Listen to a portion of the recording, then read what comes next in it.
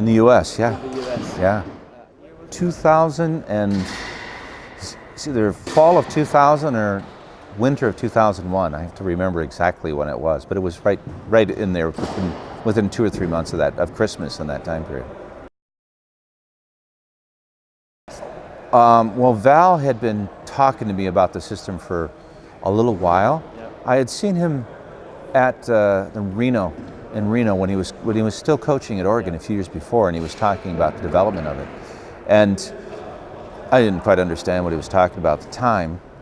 But then as time went on, and then Alan Hofstetter got involved, and Val, and they said, Randy, we want to talk to you. Let's meet in Seattle. So we met at this little restaurant in Seattle, and they pulled it out and started showing me the screens, the testing, and I'm thinking to myself, this is absolutely everything that I need right now, because I've had no way of really knowing what's been going on with the athlete. You can kind of guess, and you can use heart rate monitoring. You can use, you can use lay down, sit, stand, heart rate change in the mornings. You could use RPE, but there was nothing that was really, boom, I got it, And Hank and I had talked about this prior to Hank Kreinhoff had talked about this prior, and so we were always just sort of trying to find something. And after they showed me that, I went, that's it. This is what I'm looking for. I want something to help me understand how they're adapting to the stress of the training we're doing.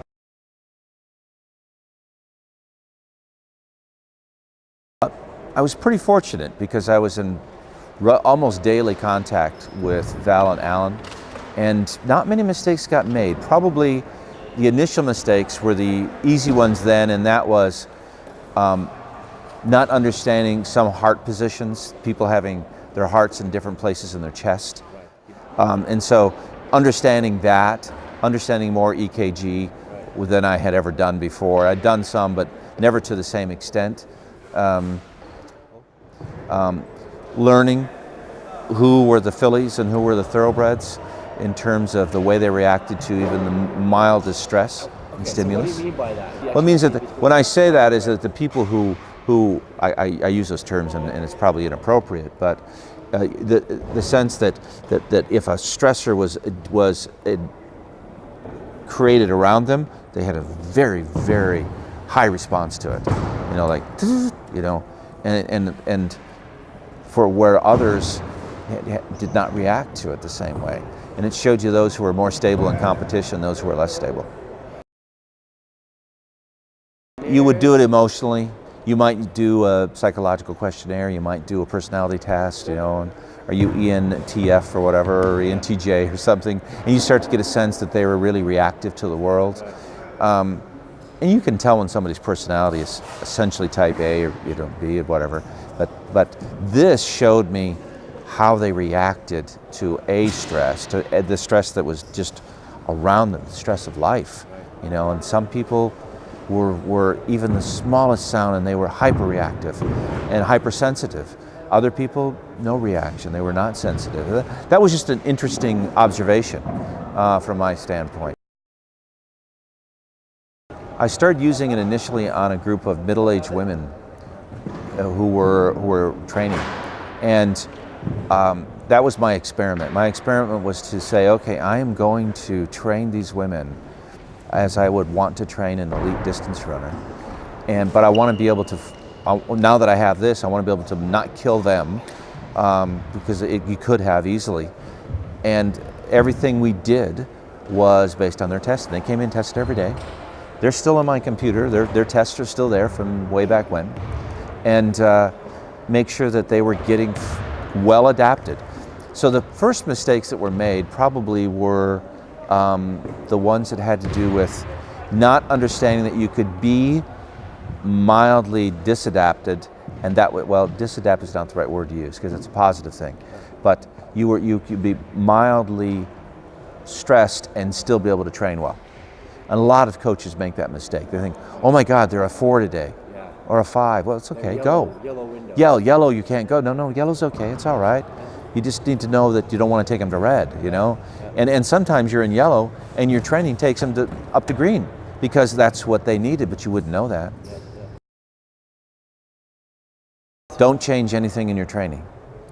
Don't even let it affect your training.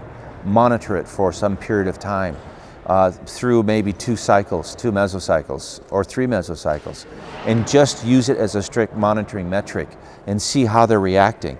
And then, after that period of time, which may be 90 days, then you start to look at, okay, I've got a problem here. I'm obviously digging a hole with some of them. Some of them aren't getting trained hard enough.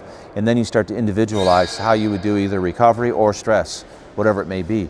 Maybe I need to do more aerobic work to help them recover. Maybe I need to do anaerobic work to help them recover. God, you know, you're never sure. With some of the Chinese athletes I have now, I find out that 2 days of training actually recovers them. They actually adapt to that stress. Where if I give them a day off, they don't. They do the opposite. They actually go down. So we actually have to keep the stress on them, which is different than I would have thought for a regular Western athlete.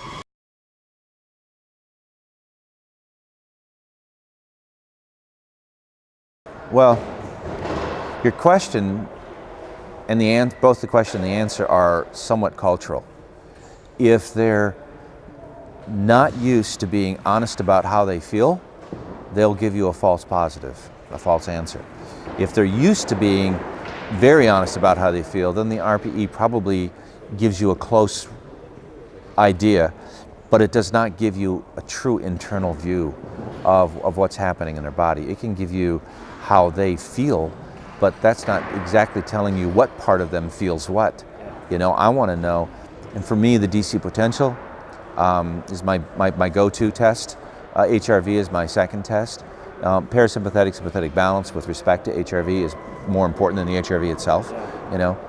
And I think the coaches that in the team sports really need to look at that, because if you do it right, you start looking at everybody's HRV or diff ECG and you try to do what's necessary to get them all in sync. Now you have a team moving in one direction at one time. So you utilize these numbers and you start seeing, what do I do with A and B and C to make them all get to come together so that they're all moving at the same time, you know, or maybe you have different positions, whatever, but you utilize it to create flow in the team. So they're all physiologically prepared equally. So when you walk on the team, on the pitch, whatever, you're ready to go as a group and you're all adapted. Because we're, you know, in the jumps we're a 5-second event, and in the sprints we're a 10-second event, the DC potential or your central nervous system functioning is the highest priority. You know, I need to make sure that when we're peaking, we're using it for peaking particularly, that we're not fatigued, that we give that an opportunity to be at its highest level. I want to make sure that we don't fatigue during training so that we don't create an injury potential. We don't enhance injury potential. So we're looking, if there's a degree of fatigue, you have to be careful because you can get injured because of that fatigue. And so that's why I like DC potential. Yeah.